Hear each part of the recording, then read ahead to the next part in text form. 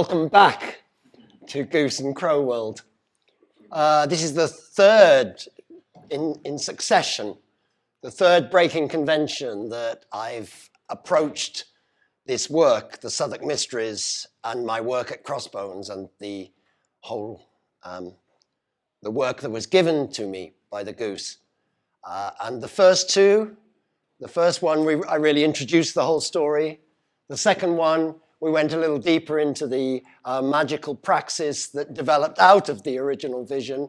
And with this third one, I wanted to go much deeper because many of you already know the beginnings of the story, and those who don't, I will recap it briefly. And then we will go on the full journey with the Goose, because this work is unlike anything I've ever written. I'm a writer by vocation and profession. And I had been writing already for about 25 years when I was in my 44th year in 1996, when I was beginning work on the Southwark Mysteries, initially only having a title and knowing that this would be important, and then beginning to research it and discovering the story of the Winchester Geese, the medieval sex workers who were licensed by the Bishop of Winchester, hence their name, which was possibly coined by Shakespeare. They were licensed to work in brothels within the Liberty of the Clink, the area on the south bank of the Thames near London Bridge. And despite being licensed by the church and enjoying a measure of protection from the church, they were allegedly denied Christian burial, buried in unconsecrated ground, which in medieval times was a fate worse than death. It was a sentence to eternal damnation. And so that story was the root of this work. But on the night that I experienced this story, I had no idea that this place even existed. So the short introduction I took, as Danny indicated, not 3 hits. I think it was closer to 20 hits of acid. It was the biggest acid trip I'd done, certainly since the 1970s, when my little life had first been blown apart by the great acid of the early 70s. And this was a friend had given me some liquid acid, and I decided to take an industrial dose for a purpose of exploring what I'd begun to research.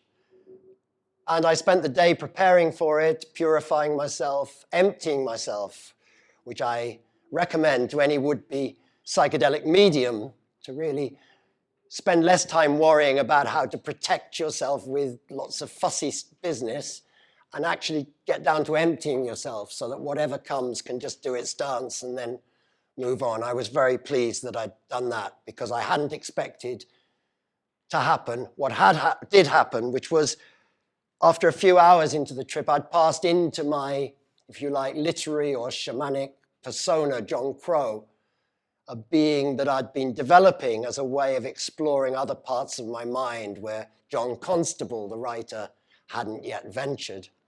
So I was writing in John Crow's being persona when this other spirit entered the room. I've heard in this breaking convention the use of the word entity a lot, and I fully understand its use. And I was considering yesterday, would I apply that to the Goose? And the answer is not by instinct. It would not be my choice of word. I often find, for a contemporary word, agency, a very useful word, because it suggests that the personality, the noun of the Goose, and if you will, the verb of what is goosed, are deeply one and the same. The entity, if you will, I would say the spirit, or most naturally, I would say the muse in the traditional sense. Not the word muse has been rendered somewhat effete in our culture as a sort of poetic conceit. But a true muse gives you orders and directions, takes hold of you. And I've always sought that in my life and achieved it to varying degrees. But this was not my achievement. This was something that happened, which the acid, of course, put me in the way of. And that was at 11 o'clock that night, the Goose entered and began to tell her story in verse. in complex rhyming verse that seemed to move without any regard for literary convention between medieval ballad and contemporary rap. In fact, I think this night, if I was playing any music, I was probably playing Tricky, and I occasionally see a little bleed of Tricky somewhere in the elevated poetry. And this was the work that grew into the Southwark Mysteries, which is published in my name, but credited truly to John Crow and to its true author, the Goose, in eternity. And this was the work that flowered first in literary form, producing an epic cycle of poetry, visionary poems, and then of mystery plays, which were performed in Shakespeare's Globe and Southwark Cathedral, and a whole body of magical works, beginning with 13 years of the Halloween of Crossbones to reclaim the site, this desolate industrial wasteland. So I'm getting slightly ahead of myself. I think we're going to take you gently into the story, and then in about 20 minutes, we'll all go together on a journey. Because the final thing I'd say here is about this work. It's distinct from anything else I ever wrote in several respects. Firstly, that it was channeled to the extent that when I try to describe my role in it, it is as the scribe, or even as the book. I am the book in which it is written. Because people sometimes express amazement that I can recite hours and hours of these poems by heart, and it's as if the Goose and John Crow wrote them in my heart, beginning the night of the 23rd of November, 1996. And as I've thought about the work, especially for this talk, it's occurred to me that what is extraordinary is this work has been so multiform and multifaceted, many-layered, multidimensional, and it feels to me that it's a living, organic being. It is itself a spirit. It is itself the goose embodied. And so when I perform the work, it can take me on a journey, and indeed it can trigger the acid experience. In the early years, I used to always perform it on acid. And indeed, at the first breaking convention, I had to hustle Daniel Pinchbeck just before I was about to talk. I bummed some acid off him so that I could give the talk on acid. Today, I'm just shining and ready to fly, I hope, goose willing. So yeah, the Southwark Mysteries, I am credited as the author on the cover, but in the preface, you will see the Southwark Mysteries were revealed by the Goose to John Crow at Crossbones on the 23rd of November, 1996, and subsequent nights. My shamanic double had somehow awakened the spirit of a medieval whore, licensed by a bishop, but allegedly buried in unconsecrated ground, her bones unearthed when the Jubilee Line extension dug up the Crossbones Graveyard. And I think it's time for a little set and setting. So here we are, the purple glowing patch is the sacred ground, the Crossbones Graveyard, described on this map of 1746 as St. Saviour's burying ground, which gives it the link to St. Saviour's. Look up in the top right-hand corner. That is now Southwark Cathedral. In Shakespeare's day, it was the Church of St. Saviour. In Catholic times, it was the Church of St. Mary Overy, next to Mary Overy Dock. And Mary Overy is a Christianized form of a river goddess who is very central to the work of the Southwark Mysteries, the importance of the Thames River in this work. For example, Tame Isis being the true mystic name of the Thames River, and the presence of Isis in this part of London, which revealed herself progressively through my work with the Southwark Mysteries. This area was the old Liberty of the Clink, the area around St. Saviour's Church, Winchester Palace, where the Bishop of Winchester had his London home. At the other end of Clink Street was the Clink Prison. And the area around the Clink was known as a Liberty, And things that were forbidden within the City of London were here permitted and regulated, including the Clink prison. It's the origin. Yeah, that's what I just realized. I hadn't heard that. It is the original Clink. Yep. It's also, incidentally, on the site of that is where acid house music was born in London. The outlaw spirit never really left. So, yes, this area, the liberty of the Clink, where things forbidden in the city were regulated and allowed. So, brothels, so some very unappetizing sports like bear baiting, which was popular in Elizabethan times. It was called Cheapside of the Thames in This is, Elizabethan times? it wasn't called Cheapside, it was called the Liberty or Bankside. Oh. But yes, this was effectively the Elizabethan red light district, where brothels and bear pits flourished next to theatres. Important to understand that in Shakespeare's day, theatre wasn't respectable. It was itself an outlaw activity. Actors were regularly arrested and charged with vagrancy. And they were called mountebanks and strolling players. Indeed, this is what they were. And so, yeah, could we have the next? After Cromwell and the Puritans in 1647 closed the Liberty of the Clink as an abomination, and the world's oldest profession moved back onto the streets in what was then the poorest part of London, Mint Street. The Mint, those of you who've ever read The Beggar's Opera may recall Mat of the Mint. The name gave him away, a true crim. It was an overcrowded area. Cholera and typhoid were endemic, people living 10 or 12 to a room, and such high crime that the police would never go down these streets. Certainly, as they said, never singly. So yeah, this was a no-go area. Next, please. And its graveyard was Crossbones, which closed in 1853, described as being completely overcharged with dead. At that time, being an unconsecrated graveyard, it was prey to body snatchers, or the so-called resurrection men who would steal bodies to sell to the nearby teaching hospitals at Guy's and St. Thomas's. And it closed in 1853 and was all but forgotten for 150 years. But in the 1990s, 1992 to 1996, the Jubilee Line extension was built in London. The tube was extended through my part of London, Southwark, and in fact went right through the northern part of the Crossbones Graveyard. And to power it, they destroyed the eastern part of the graveyard to build the Jubilee Line electricity substation. Now, you know that, all of you know, I'm sure, if you want to raise the dead, you dig up their bones. But Transport for London really were setting this up for me beautifully. They didn't just dig up their bones, they buried huge electromagnets deep down there, which is what drives the Jubilee Line. When you ride between Southwark and the borough, you are being powered in the bones of the dead, so remember that.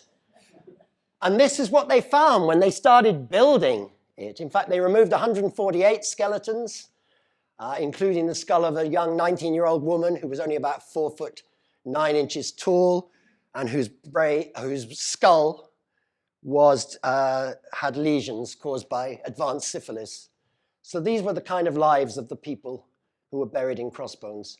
And then, when they were dug up, the archaeologists, as you see here, began removing bones.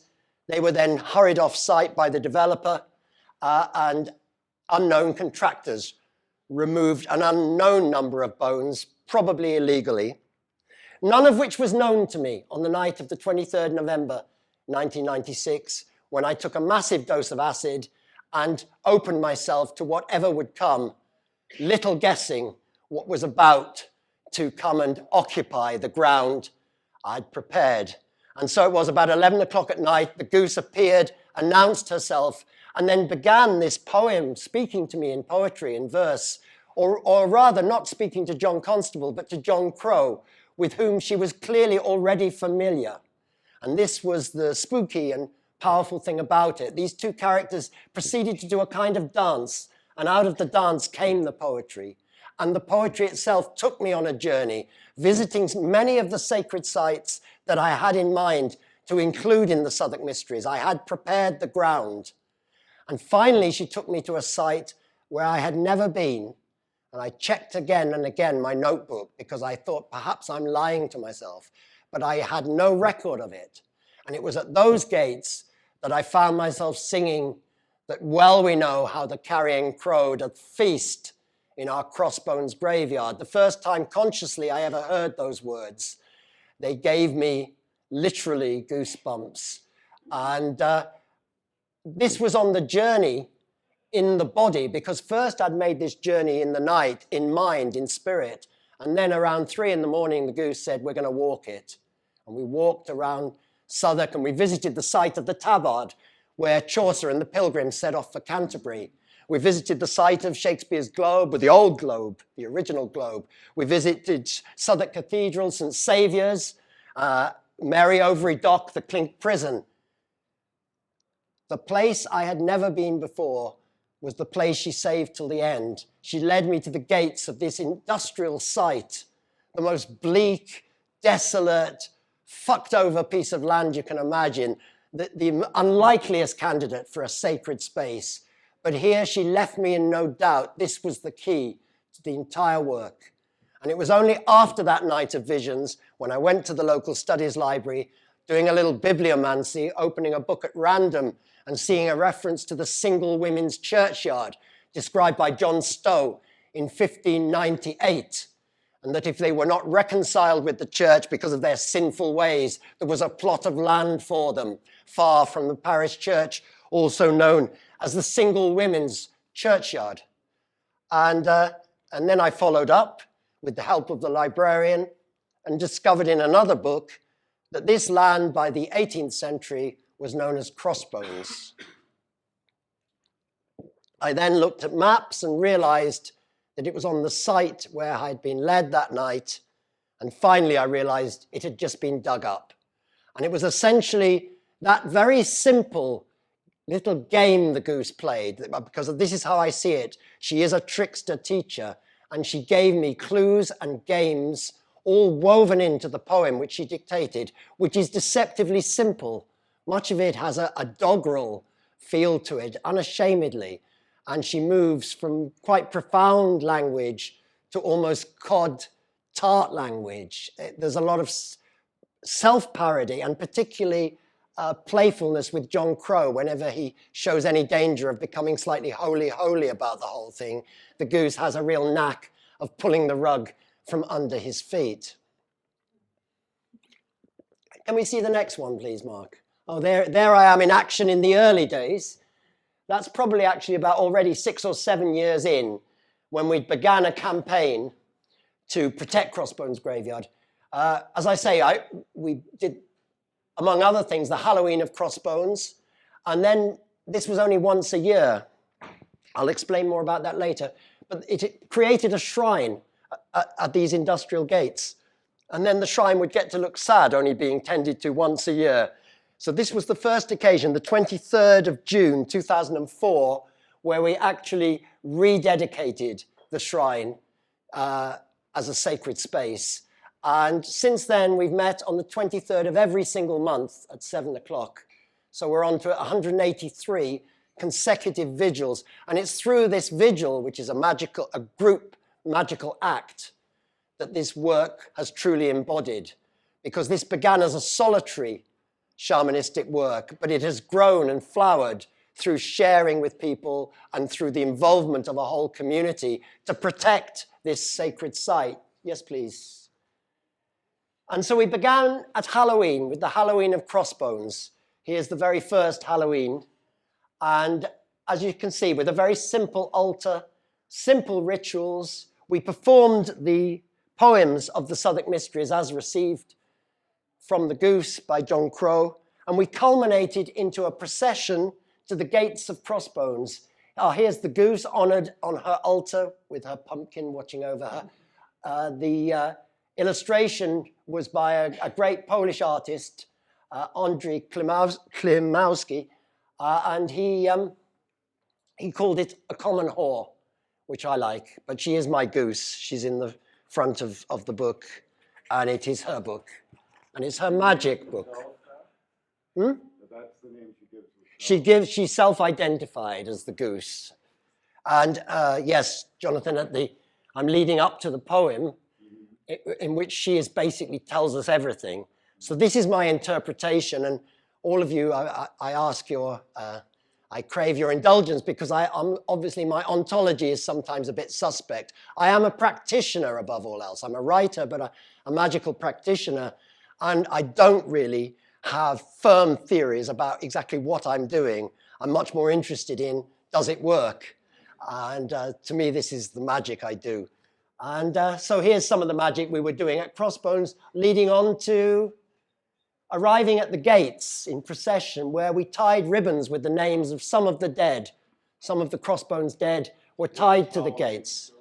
Is this on Halloween? This is actually on Halloween night, Samhain.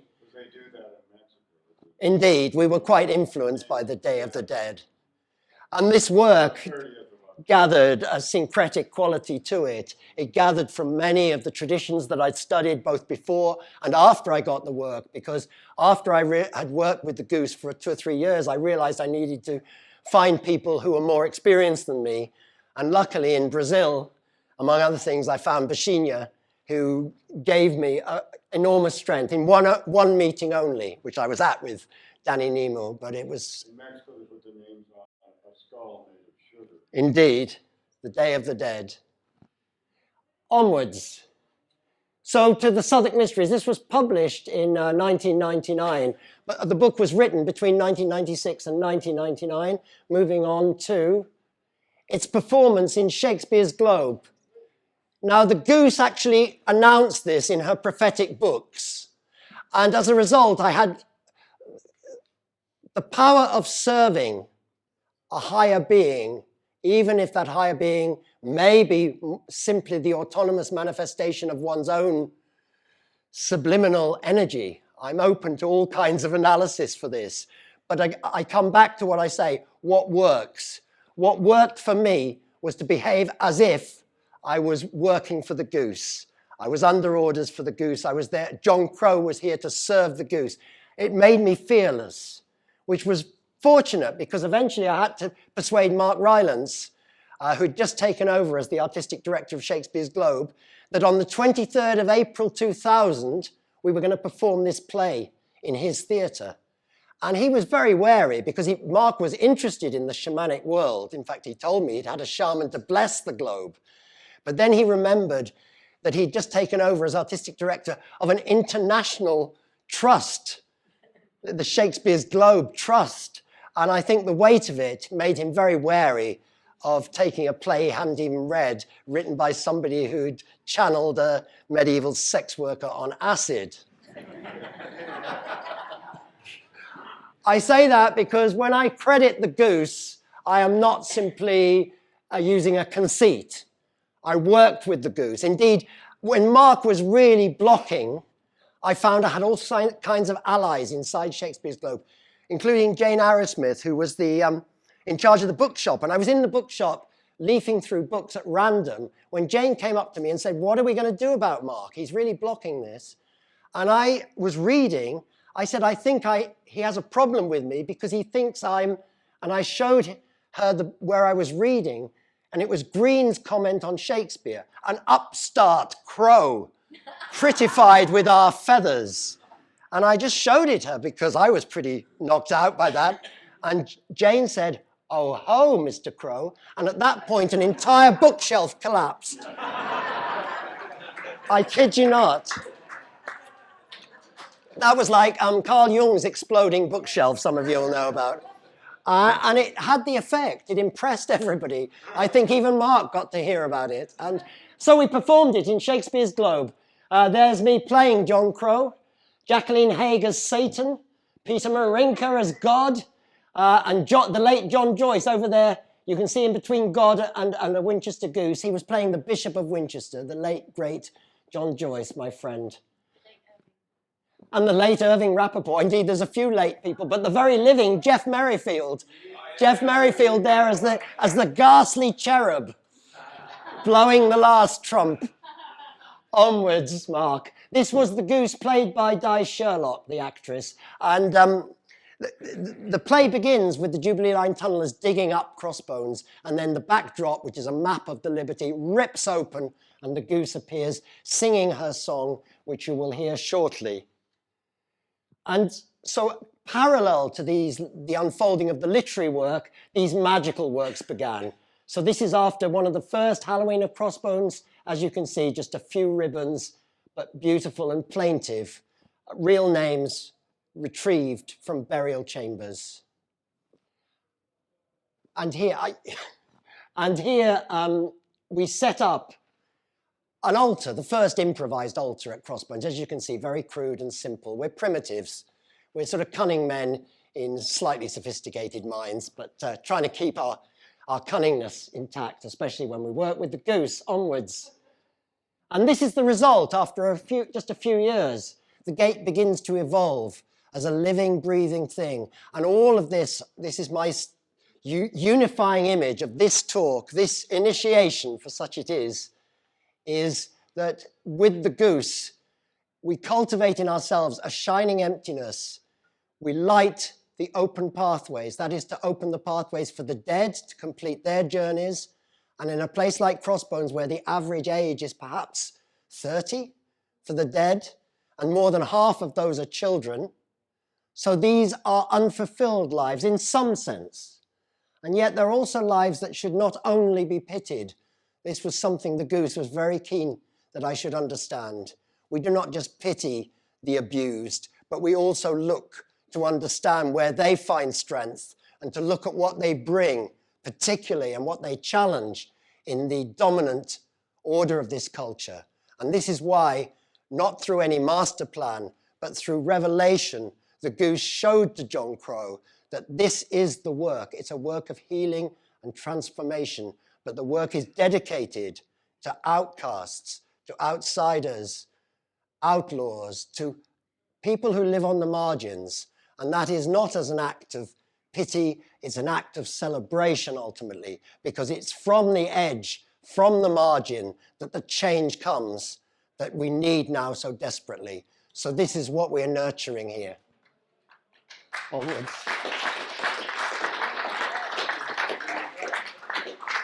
And I'm going to need to cut this fairly short if I'm going to go into the poem and keep you with me, because I'm just going to say a few things very briefly. Other artists became involved. Jimmy Corty, some of you will know from KLF and the burning of £1 million, among other things. That's Jimmy's artwork showing the desecration of Crossbones during the building of the Jubilee Line. Onwards. Day of the Dead there, Jonathan. That's that we actually brought back from Mexico and hung on the gate to create again. And we march, as you see, under the banner of the Virgin of Guadalupe. That's because we're unconventional English nationalists. Onwards. Yes, this was the invisible garden. Oh, such a story. Every security guard they put on there to keep us out of there went native almost immediately. And most spectacularly, Andy Hume, the invisible gardener, he was meant to be the security guard living in a caravan on there. He heard us during the vigils envisioning a garden of remembrance, a transformation of this desolate space into a beautiful garden of remembrance. And one day he appeared out of the blue, took me on and showed me that he'd begun work on a garden. And it turned out he'd been Vivienne Westwood's gardener. In fact, she designed a whole autumn collection around his slightly... He looked like a mixture of an aristocrat and a traveller, a very charismatic character. He created this garden. We went and dedicated it. Yeah, let's go on. And we went and dedicated it. We rededicated it on the 23rd of April, 2007. So we started the vigils 3 years before, but on this particular day, we went on site, completely illegally, but it was fine. The short story of all this is, after many years, we had an invisible garden, which was beautiful. And then one neighbour threatened to grass me up to Transport for London for going on there, illegally. There's always one. But if you're blackmailed and you haven't done anything too hideous, the trick is always fess up first. So I wrote to Transport for London, told them what I was doing, said, you're welcome to ban me, but in that case, I'm going to be on your back to maintain this site, as you've so singularly failed to do. And they gave me a contract, not to pay me, but permission to go on there. And then I traded that in with a local gardening charity who now run it, because Katie Chaos, who's sitting there in the front row, has been my partner in this. Yes. And not only Katie, but many of the people in this room, Raga and Susanna, and so many, Bernadette here recently, so many people who've worked with us at Crossbones, bringing their own magic. And this is part of what the Goose is saying. It is the magic that we bring in here. So in the end, I've given you some lead-ins.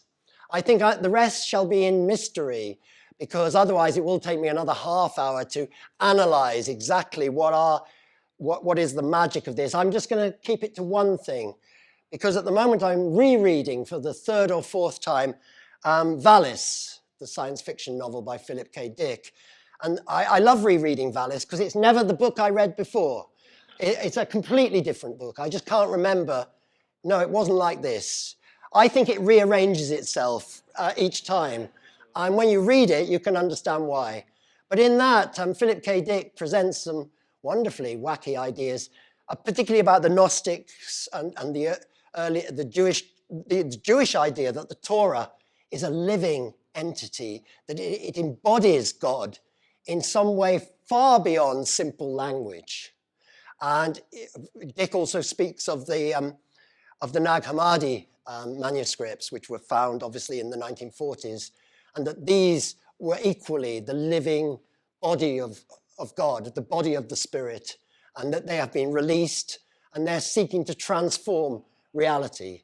Well, in this very small, humble way, in a little bit of London, this is what this work is to me. The Southwark Mysteries is a living work, and when it's performed, the journey along the open pathways is reenacted. So I'm going to do this, and while I just get ready, I invite you all to just relax, please, and just like breathe without, we're not going to do a workshop. But yeah, just Katie. Very good. Katie's just reminding me, we're going to go on to maybe auto, and then however you can work it, free form it with the poem. Yeah, just breathing and being aware of your bodies. And, you have permission to self-hypnotize yourselves, put yourselves into a very mild trance. I'm not a hypnotist, but I hung out with Danny Diskin, and a few tricks have rubbed off on the old crow. And that's the one thing I discovered, and I've tried it with groups, that if you give permission to people to hypnotize themselves, especially a bunch of psychedelic folk, you're all experienced practitioners. So please feel free, because this is a journey with the Goose and John Crow through space and time, and it is to reveal the sacred in the profane, the spirit in the flesh, eternity in time, to heal these divisions, these deep divisions, and to celebrate this beautiful dance of the contraries. William Blake speaks of, without contraries is no progression. And we're living in a world where increasingly, I have to be right, so you have to be wrong. We see it on social media every day. Let's never forget the creative power of the contraries.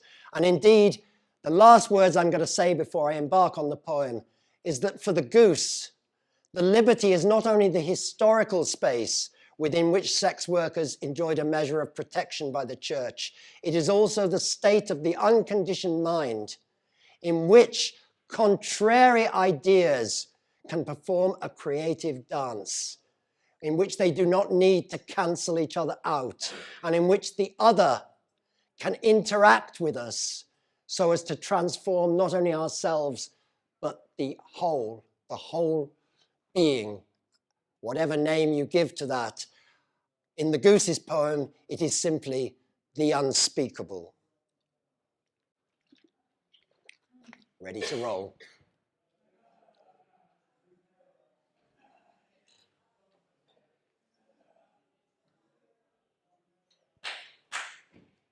I was born a Goose of Southwark by the grace of Mary Overy, whose bishop gives me license to sin within the liberty. In bankside stews and taverns, you can hear me honk right daintily as I unlock the hidden door, unveil the secret history. I will dunk you in the river and then reveal my mystery. And when our lords in Westminster denounce my impious blasphemy, my gob in the face of all God-fearing servants of his majesty, what though they thunder over there? It matters not a fig to me. Over here's the ward without, the law of London city, where whores are subject only to fair Southwark and her liberty. Oh, over there, you'd swear they were the image of propriety.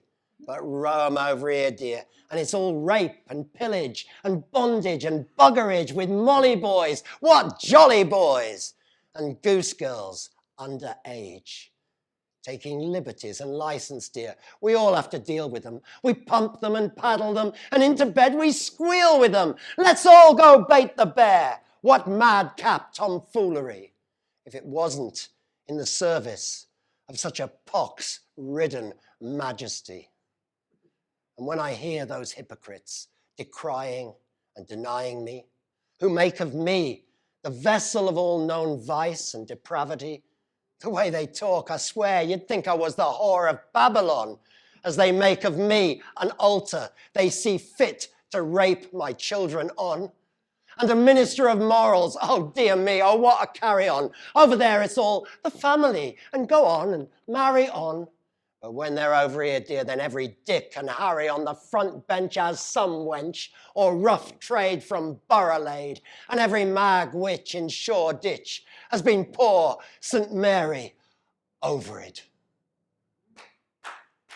And did they think my ghosts would not start kicking against the poxy pricks what had done all the pricking? How could they ever think they could sanitize me, dress up my clink to decriminalize me, turn me into their heritage theme park? Over here, dear, want to take a walk down me dark alleyways and doorways, down me blood fanny streaming, then it's whoops, Jack Shepherd with his silver blade gleaming, and it's one more body ditched in Thames water, dreaming. Yes, I've been here before, dear, oft times in chastened circumstance. I lay with Master Geoffrey at the Tabard, making dalliance afore wending on his pilgrimage to tell a tale of Canterbury, and I rode out beside him as the child of Mary Overy went riding for a vision of humanity, man, God, and beast communing for one moment in eternity, and the healing of the sick, and the questioning divinity who asks herself, what am I, to permit such wanton misery? And compassion for all souls that dwell in shadows of mortality, compelling her to take on very flesh of that infirmity until she's born a crafty whore, stewed in a Southwark hostelry, and using all her wherewithal to take a pilgrim's fancy and lay with him and play with him and open eyes to see the goddess that on judgment day shall stand by man and make his plea. And I was in that miller's wife who pushed her tush at Absalom, who kissed him many a wench's lip, but nary such a hairy one. You don't know me yet, dear. You will, dear, I promise you. I am a tricksy tart, dear. My aim is to astonish you. And we're moving on. We're still in the poem. We're still in ritual space. I'm going to take the guitar off Johnny. Water my very dry mouth. Thank you, Johnny.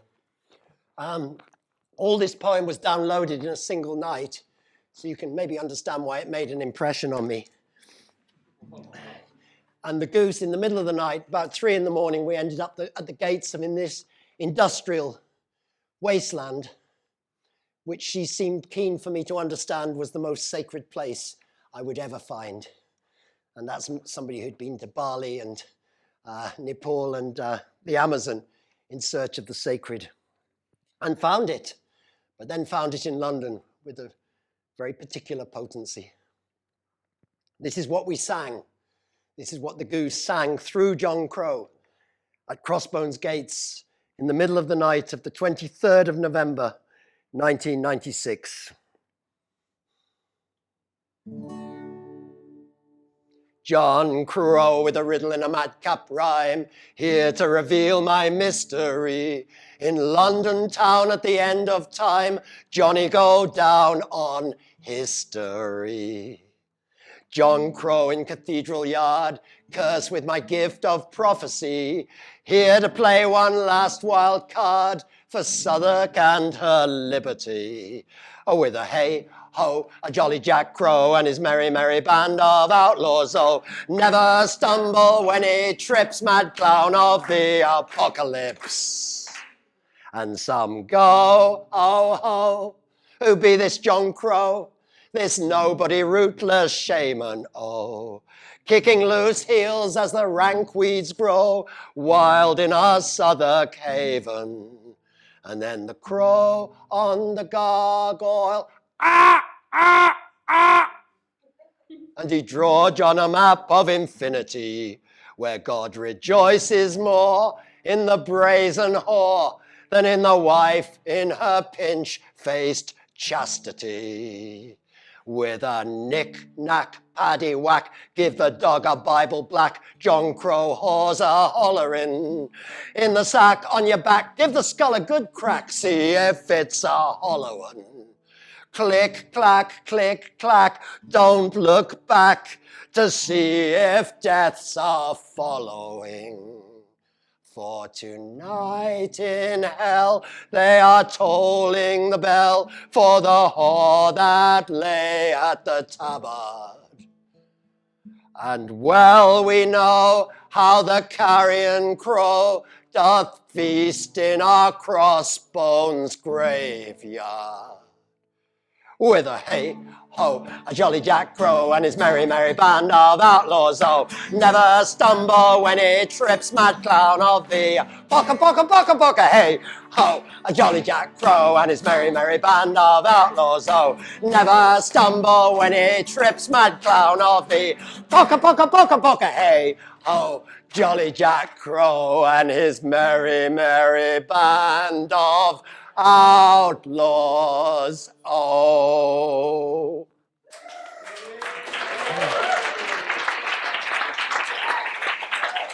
Hold it there a second.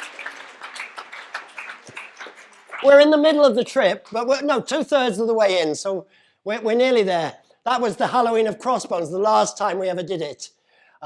Entering the street, Red Cross Way, where you'll find the shrine to Crossbones. And you can see, watching my back there, are the vixens of Wolfhead and Vixen, the Border Morris, strapping lasses all bearing clubs.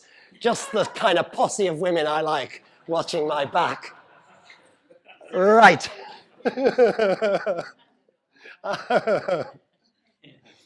Here we go, on the final journey. By the grace of Our Lady Mary Overy, let them see. Them that sell their time to earn a daily crust to feed a family. Them that trade the future in stocks and bonds or speculate in property. Them that crunch the numbers on the number-crunching North Bank in the old city, then flood back across London Bridge to take their trains to Gravesend and the estuary. Let them see, in the hungry eyes of debtors, doing time with Dickens' father in Marshalsea. The denizens of Bedlam, now entrusted to the care of our community. The homeless in the subways and the dead-end kids from Old Kent Road to Bermondsey. In the skull-face queers and junkies and the tart who tested positive for HIV. The shining eyes of our goddess of mercy. In the haggard face of John Crow, who watches from his high tower in Trinity. As in the single mother who lives across the road at number 23. The checkout girl in Superdrug, whose name tag says her name is Charity. And in every human face that is pocked and scarred by what we call reality, by the grace of Our Lady Mary Overy, let them see the shining eyes of our goddess of mercy. 3, 4, let war be waged without. Break down the door and out the prison wall. Let it all fall down to be born again at liberty. And let within the dream of skin, shall he that is without sin cast the stone. For we all have our stake in the sum of human misery, our messes and scraps and clap traps, those niggling, naggling, fibbity, gibbety, novelty, grovelty, mincy, queeny, artsy, fartsy. Ooh, how nasty. Minister, what's your private partsy? Party political. Put Piggy in the middle. Hump and jump and dump on him. Pump him full of estrogen. Put a time bomb under him. Roast pork and bacon fat. How'd you like to chew on that? Down we Ministry of Sound, where we tribal dances, dear. What comes from underground isn't subject to the rule of fear. It must have given you a start to find me so lysergic, dear. When it comes to stealing hearts and healing rifts between our hemispheres, there's no trick I wouldn't pull to entice you over here. I tricked mad John Crow when he was in his ecstasy to lend me his voice to make known my prophecy that in the month July, and the days shall be 23, in the year of our Lady Mary Ovary, Southwark shall arise, naked in her liberty, on the south bank of the Thames, arrayed in all her finery, with all her children endowed with grace and dignity, the deformed and the deviant embraced into her unity. With Lambeth below her, Blake's garden in eternity, she shall open her loins to make whole the concavity. She'll shuffle 2 right click, then shuffle left another 3. She'll strip the decks for one last sacred profanity, and the hypocrite shall blanch. Does she sanction such depravity? The great whore of Revelation, is not that surely she?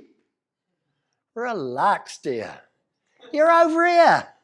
Don't go busting an artery or poisoning my rivers with your self-loathing fartery. The body, we all know, dear, is privy to mortality. This flesh shall rot and wither, as you're so fond of reminding me. And when your kind's done, when you're done despoiling me, when you've had your fun, son, you've no further use for me. So pipe down, shut your mouth, show some respect, humility, and hearken to that silence, what is brimming with immensity, unspeakable, shall speak, and in one word unfold her mystery, pronounce the end of time and beginning of eternity, and all her children gathered there in all their multiplicity, with one voice shall speak her name, and her name is Liberty. Thank you.